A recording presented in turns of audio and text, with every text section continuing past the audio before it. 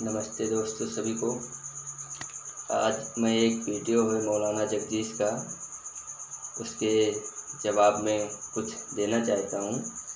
तो पहले आप मौलाना जगदीश की वीडियो देखिए। पार्वती जी ने जब अपने बदन के मैल और कुचैल से गणेश को पैदा किया था और कहा था, बेटे मैं नहा रही हूँ, तू दरवाजे पे खड़ा हो जा, किसी को अंदर मत आने देना, मैं स्नान कर रही हूँ। जब शंकर भगवान दरवाजे के अंदर दाखिल हुए, प्रवेश किया, तो गणेश ने रोका अपने पिता को, शंकर को। हाय मेरे हाय हाय अजनबी आदमी, तुम अंदर दाखिल नहीं हो सकते, प्रवेश नहीं कर सकते, मेरी माँ नहा रही है। शंकर भगवान है लेकिन ये नहीं मालूम कि मेरा बेटा है। क्या बोले? तेरी माँ नहा रही है? कौन? कहा पार्वती जी। कहे पार्वती मेरी पत्नी है, तेरी माँ कैसे हो गई? मेरा तो कोई बेटा ही नहीं है। कहा आज ही तो उन्होंने पैदा किया है। बोले ये मौजिज़ा कब हो गया? आज ही पैदा किया अपने बदन के मैलों कुचैल से। कहा दाखिल होने दे। कहा नहीं दाखिल होने दूंगा, मेरी माँ का ऑर्डर है। तलवार निकाली किसने? शंकर भगवान ने। हिंदू भाइयों टच करना मुझे अगर एक राई के दाने के बराबर, चींटी के सर के बराबर भी अगर मैं झूठ बोल रहा हूँ, टच करने की इजाजत है, टूकने की इजाजत है। यहाँ मौलाना साहब कह रहे हैं कि अगर मैं राई के दाने के बराबर भी झूठ बोल रहा हूँ तो हिंदू भाइयों हमें यहाँ टच करने की ज़रूरत है। तो मौलाना साहब को मैं कहना चाहता हूँ, पहली बात तो वहाँ पे शंकर जी ने तलवार नहीं निकाला था, वहाँ पे त्रिशूल निकाला था। क्योंकि ये सभी हिंदू भाई जानते हैं कि शंकर जी का किसी भी चित्र में हो या विचित्र में त्रिशूल धारण करते हैं, तलवार नहीं। आगे देखते हैं क्या कहते हैं। महाभारत के 8वें खंड के अंदर लिखा हुआ है, महाभारत का हवाला देता हूँ। शंकर भगवान ने तलवार निकाली, गणेश की गर्दन मार दी, गर्दन अलग गई जैसे मलक पड़ा है। पार्वती जी बोली मेरे पुत्र को जिंदा करो, मैंने बड़ी मेहनत से बनाया था। पत्नी की जिद मानना पड़ी। शंकर भगवान गणेश जी का सर ढूंढ रहे हैं, कहीं नहीं मिला। कहीं नहीं मिला तो रास्ते में हाथी आ रहा था, उस हाथी का सर काटा और गणेश जी के लगा दिया। गणेश जी जिंदा हो गए।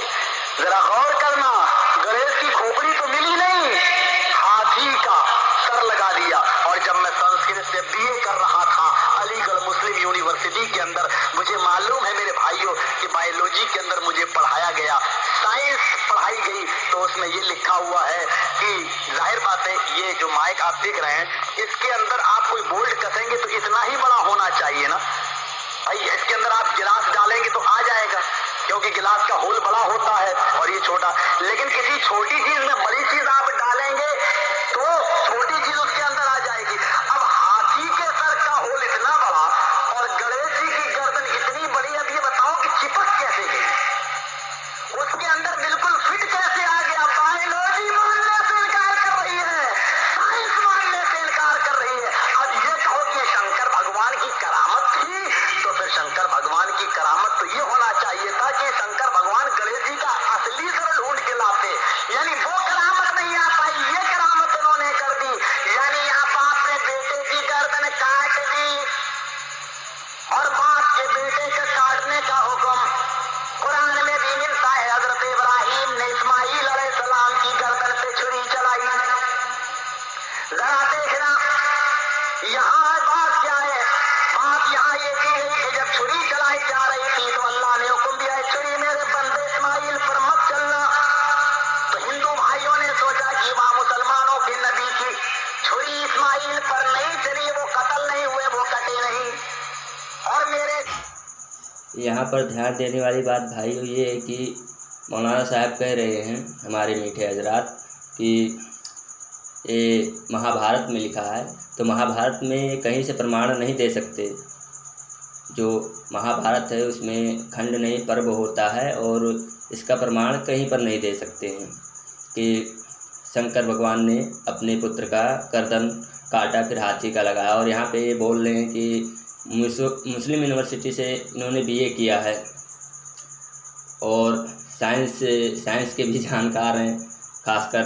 तो यहाँ पर उदाहरण दे रहे हैं कि एक बुलेट का अगर मुंह छोटा तो उसके अंदर नट मतलब नहीं जा सकता, वैसा वगैरह वगैरह। तो मौलाना साहब से ये कहना चाहता हूँ कि यहाँ पर नहीं जा सकता, ये बात ठीक है आपकी वहाँ पर, लेकिन इनके हज़रत मुस्तफ़ा मोहम्मद सल्लल्लाहु अलैहि वसल्लम जब मेराज का सफ़र किए थे तो एक गधी थी, उसका नाम था बुर्राक। उसका सर जो था वो औरत का था और शरीर गधे का था, खच्चर का था, मतलब खच्चर से ऊंचा था, गधे से छोटा था, ऐसा इसके बीच में था। तो वहाँ पे कैसा क्या सिस्टम, कौन सा साइंस था कि वहाँ पे फिट आ गया एक औरत का गधे के, मतलब गधे के शरीर में एक औरत का सिर आ गया। और दूसरी बात ये कह रहे हैं कि यहाँ पे हज़रत इब्राहिम अलैहिस्सलाम के जब ज़बह करने के लिए कुरान में अल्लाह ताला ने फरमाया है कि अपने बेटे का, जैसे मौलाना बोल रहे हैं कि अपने बेटे का कुर्बानी करो, तो वहाँ पे अपने बेटों का कुर्बानी करने के लिए नहीं बोले थे, वहाँ पे बोले थे कि जो तुम्हारे सबसे प्यारी चीज़ है उसको कुर्बान करो अल्लाह के राह में। तो उन्होंने 100 ऊँटें 2 बार काटी थी, 100 ऊँटें 1 बार 2 बार 3 बार काटी थी। तो उसके बाद फिर अल्लाह ताला ने कहा सबसे प्यारी चीज़ जो है, तो हजरत ने फिर अपने बेटों को इस्माइल जो थे उनको कुर्बानी देने के लिए गए थे। और वो भी इस्माइल कौन थे, उनको जो जंगल में छोड़ के आए थे, वो भी मतलब प्यारी चीज़ यहाँ अल्लाह ने बोला है, लेकिन इस्माइल को उन्होंने जंगल में माँ और बेटे को छोड़ के आए थे, उस इस्माइल को काटने गए थे। अब प्यार होता तो उस इस्माइल को छोड़ क्यों आते जंगल में। दूसरी बात, वहाँ पे काटने गए और छुरी बोल उठी, मतलब अल्लाह ने एक तरफ तो कहा काटो अपने बेटे को ज़बह करो, लेकिन वहाँ पे छुरी बोल उठी कि मतलब मत काटो। अब यहाँ पे कौन सी साइंस वाली बात है कि अगर एक जड़ पदार्थ है वो कैसे बोल उठेगी। और उसने बोला, छुरी ने सुन लिया, लेकिन इब्राहिम साहब नहीं सुन पाए उसको। ये बहुत अजीबोगरीब बातें हैं। यहाँ पे इनका साइंस अपने कुरान पे जो है, अपनी बातों पे साइंस नहीं रखते हैं कि साइंस की बातें रख के उसको चेक करें, वहाँ पे इनकी साइंस सब गायब हो जाती है। आगे देखते हैं क्या बोलते हैं, वो सुने। मेरे गणेश भगवान कट गए, ये बात जब मुसलमान सुनेंगे तो उनको हमें बड़ी तो इहानत की नजर से, जिल्लत की नजर से देखेंगे कि देखो शंकर भगवान ने तलवार मारी और गर्दन कट गई, और यहाँ तो तलवार छुरी चलाई और गर्दन ही नहीं कटी। तब उन्होंने हाथी के सूंड के काटने का जिक्र किया है, वह हाथी को ज़िबा किया गया, हाथी को काटा गया और उसका सर लाकर गणेश को जिंदा किया गया। यहाँ हाथी के कटने का जिक्र है, वहाँ जन्नत से दुम्बा उतार कर दुम्बे को छुरी से ज़िबा करने का जिक्र है। जरा गौर करना, यहाँ गणेश भगवान की गर्दन कट गई, फिर दोबारा हाथी का सूंड लगाया तब जिंदा। यहाँ बाप ने बेटे की गर्दन पे छुरी चलाई, वहाँ भी बाप ने बेटे की गर्दन पे छुरी चलाई। यहाँ शंकर भगवान ने गणेश की तलवार मारी, यहाँ इब्राहिम ने इस्माइल की गर्दन पे छुरी चलाई। यहाँ गणेश को हाथी का सूंड काट कर जिंदा किया गया, यहाँ छुरी इस्माइल पर नहीं चली, तो यहाँ पर भी एक जानवर के कटने का जिक्र मिलता है, दुम्बे का। जरा गौर करना कि हमारे हिंदू भाइयों ने कितना असली में डालडा मिलाया है। फिर अल्लाह रब्बुल आलमीन ने कहा कि जब ये असली में डालडा मिल गया है और हिंदू धर्म का भी सत्यानाश हो रहा है, सारे धर्म के अंदर बिगाड़ पैदा हो। यहाँ पर मौलाना साहब कहना चाह रहे हैं कि हिंदुओं ने जो है वो घी में डालडा मिला दिया, लेकिन मौलाना साहब आपने पुराणों की बात कर रहे हैं, ये सब कपोड़े पुराण में हैं। तो पुराण हिंदू भाई का जो मानता है, पुराण 2000 साल पहले का है। वेद व्यासा जी के खैर उन्होंने लिखा नहीं, लेकिन उनके नाम पे प्रचालित कर रहे हैं। तो यहाँ पे जब 2000 साल पुराना वो पुराण है, तो महोदय आप गौर कीजिए कि आपका इस्लाम 1450 साल हुआ है मुसलमान को आए हुए, ये सब वाक़या आए हुए, या इब्राहिम साहब का 2000 साल हो गया, तो महोदय पुराण इससे पहले मौजूद था। तो ये मतलब है कि पुराण में जो कपोड़ा था वो कपोड़ा तुम लोगों ने लिया है, हिंदुओं ने डालडा नहीं मिलाया, आपने मिलाया। आप यहाँ पे घी में डालडा मिलाया, लेकिन आपने वहाँ पे पूरे डालडे में हल्का सा घी डाल दिया है। तो आगे देखते हैं हजरत क्या बोलते हैं।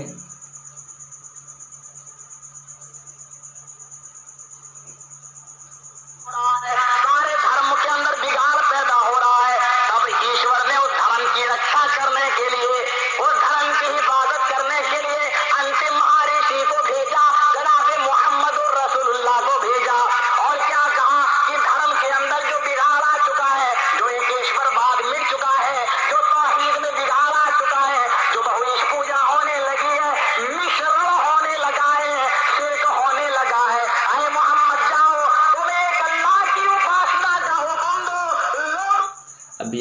हजरत साहब कह रहे हैं कि मोहम्मद साहब जो थे वो मैं ऋषि थे। अब ऋषि यहाँ पे एक हजरत साहब को ऋषि, जबकि ऋषि जो है इस्लाम के अंदर वही कुफ्र है, वो भी कानून कवाली के हिसाब से वो कुफ्र है जो है, लेकिन उनको ऋषि पे, लेकिन खैर उस पर ध्यान देते हैं। ऋषि तो छोड़िए, पहले देखते हैं मोहम्मद साहब क्या ऋषि के योग्य थे, मतलब ऋषि के लायक थे। अगर यदि देखा जाए तो ऋषि छोड़ देते हैं, एक धार्मिक आदमी का क्या है वो देख लेते हैं। जैसे धार्मिक आदमी की जो बातें होती हैं, जैसे मनु महाराज जी मनुस्मृति में लिखते हैं 6वें अध्याय के 92वें श्लोक में, द्वितीय क्षमा दमो अस्ते शोच में इंद्रिया निग्रह धी विद्या सत्यम कामा क्रोधे दशकम धर्म लक्षणम। यहाँ पे धर्म के 10 लक्षण बताए गए और इस लक्षण में से द्वितीय धैर्य रखना, क्षमा करना, दमोस्ते मतलब झूठ मत बोलना, सोच मतलब जो है उस हिसाब से महोदय एक भी लक्षण बताते मोहम्मद साहब के अंदर था या नहीं था। मतलब मोहम्मद साहब के अंदर एक भी लक्षण नहीं थे उनके अंदर। तो एक धार्मिक भी व्यक्ति नहीं थे, लेकिन उनको ऋषि बोला गया है, ऋषि बता रहे हैं। और ऋषि वो भी जो पढ़े लिखे नहीं थे, एकदम मतलब जाहिल थे, अनाथ में उभरे, हर एक चीज़ हुआ उनको ऋषि बोल रहे हैं। वो भी अंतिम ऋषि, वो भी कुरान के प्रवक्ता, जबकि इससे पहले 3 किताबें आ चुकी थी। और सबसे ताज्जुब वाली बात है कि इस्लाम के आने के बाद ही सबसे ज़्यादा पाखंड इस्लाम के आने के बाद ही शुरू हुआ। आगे देखते हैं क्या बोलते हैं।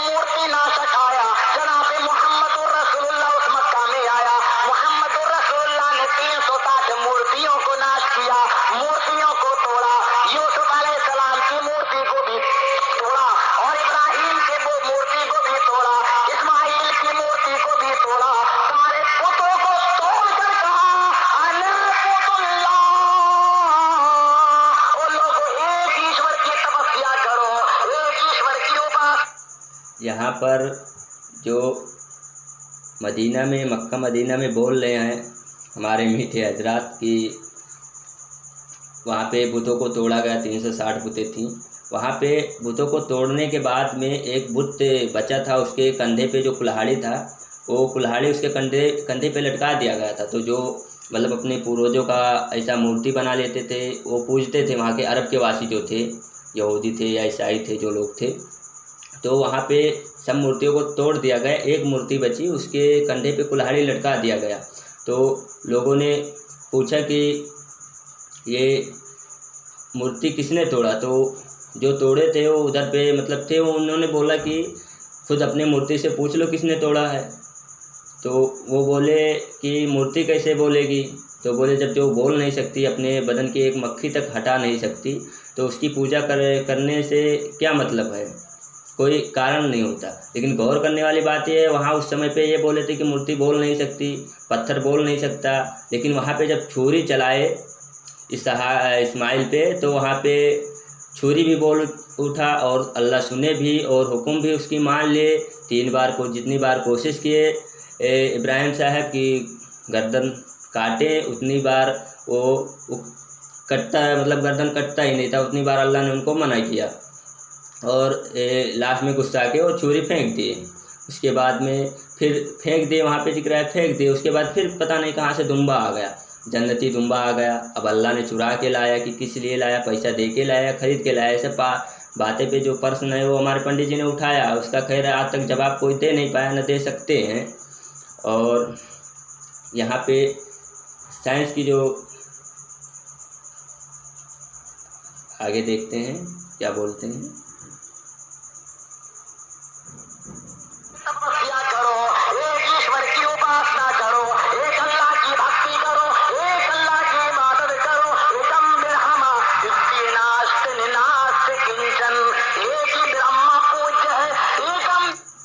यहाँ पर मौलाना साहब अभी इन्होंने कहा था मुस्लिम यूनिवर्सिटी से संस्कृत में BA किए हैं, लेकिन संस्कृत इनको पढ़ना आता ही नहीं। वहाँ पे है एकम ब्रह्म द्वितीयो नास्ति नैनो नास्ते नास्ते किंचन। वहाँ पे है ब्रह्म एक है, दूसरा कोई नहीं, कचित मात्र भी नहीं है, थोड़ा सा भी मतलब नहीं है। लेकिन यहाँ BA किए हैं तो उनकी बातें कुछ अलग ही रहेगी। और साइंस भी अच्छा खासा, साइंस की भी पढ़ाई की है, बायोलॉजी की भी, साइंस और फिज़िक्स अच्छा खासा आता है इनको। लेकिन इस्लाम के जब इस्लामिक धार्मिक पुस्तकें आती हैं तो उस पर इनका फिज़िक्स नहीं काम करता है। वहाँ पे आगे देखते हैं।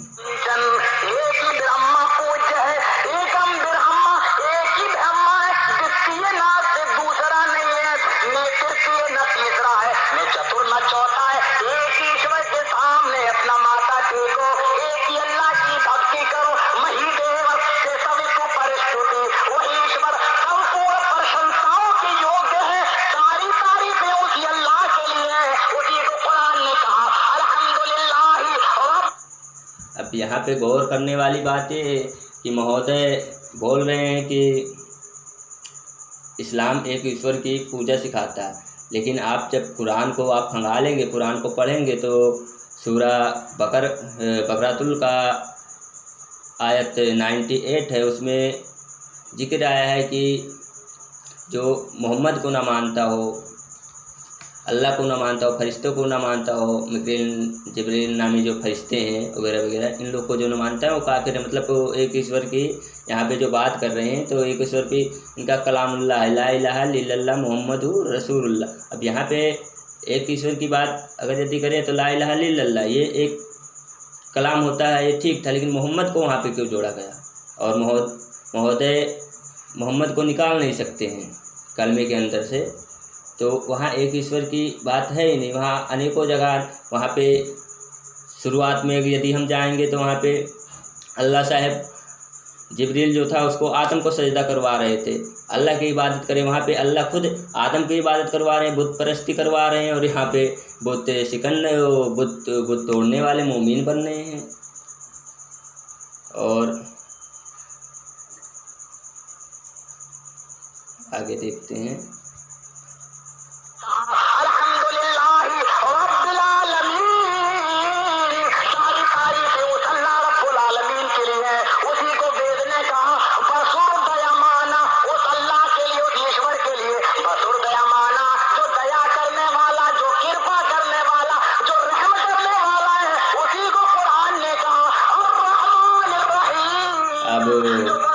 यहाँ गौर करने वाली बात है कि दया करने वाला जो है वो ईश्वर है।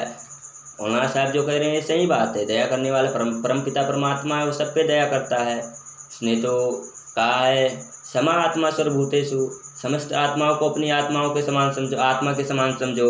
लेकिन यहाँ क्या अल्लाह ये कह रहे हैं? अल्लाह तो वहाँ पे जो पशुओं के गले पे जो छुरी चलवाए हैं उन पे तो रहम नहीं किया इन्होंने, तो कैसे रहमान हो गया? तो यहाँ पे जो अल्लाह और ईश्वर का तुलना कर रहे हैं सर्वथा गलत है। और अल्लाह ईश्वर से भिन्न है, वो एक ऐसा लग रहा है मनुष्य है, मतलब एक व्यक्ति विशेष है, कोई ईश्वर नहीं है। और यहाँ पे इन्होंने कहा था कि हजरत जो हैं वो ऋषि हैं, लेकिन सबसे शॉकिंग वाली बात यह है कि ये मौलाना साहब हजरत को ऋषि सिद्ध करने में लगे हुए हैं, डॉक्टर जाकिर नाइक उनको मलेच्छ सिद्ध करने में लगे हुए हैं, और सबके सब कोई गरुड़ पुराण का कोई वायु पुराण का हवाला दे रहा है, कोई स्कंद पुराण का हवाला दे रहा है, कोई भविष्य पुराण का हवाला दे रहा है। हम मौलाना साहब से पूछना चाहते हैं कि आपके इस्लामिक किताब जो हैं वो क्या मोहम्मद साहब के अस्तित्व नकारने से इनकार कर रहे हैं क्या? मतलब वो जो मोहम्मद साहब का अस्तित्व है वो क्या स्वीकार नहीं कर रहे हैं कि मोहम्मद साहब हुए थे? तुमको दूसरे की किताब की क्या ज़रूरत पड़ गई? आपको दूसरों की किताब की क्या ज़रूरत पड़ गई हवाला देने के लिए? तुम्हारी इस्लामिक किताबें क्या उसके सपोर्ट नहीं करती है? आगे देखो।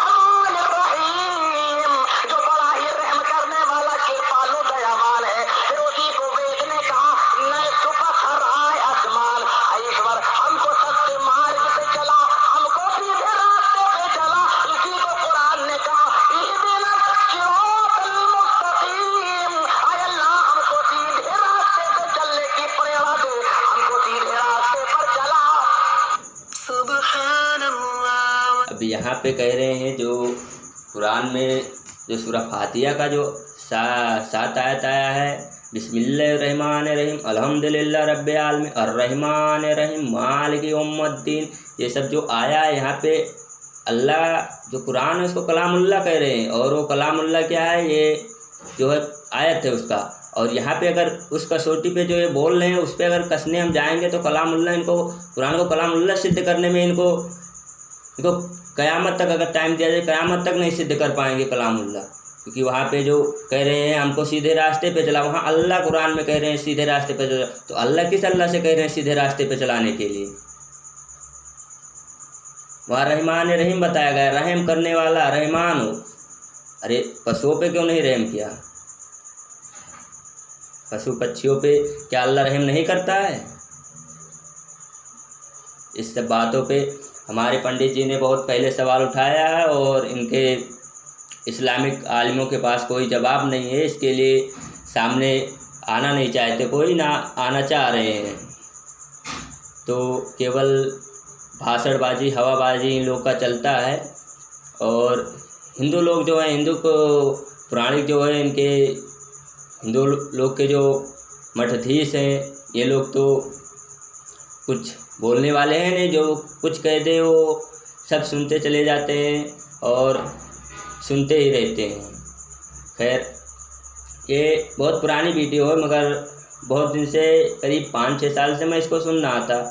तो उस समय उतनी हमारी योग्यता नहीं थी, लेकिन आज सोचा कि कुछ जवाब तो देना बनता है। क्योंकि हमारे पुरानी वीडियो थी, जाने देते, किसी ने जवाब नहीं दिया। खैर इनको जवाब हमारे पंडित जी ने दिया था और आए नहीं थे। कोई शास्त्रार्थ करने के लिए चुनौती भी दिया था, कोई आए नहीं थे शास्त्रार्थ करने के लिए।